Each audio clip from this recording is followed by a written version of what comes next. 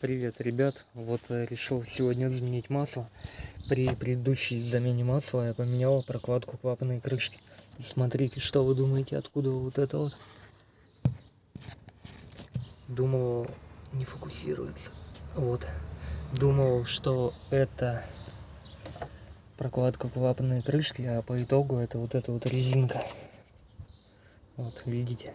Нужно либо найти артикула на эту резинку, Volkswagen T5, либо нужно крышку просто новую заказать. Так что зря я по итогу поменял прокладку клапанной крышки.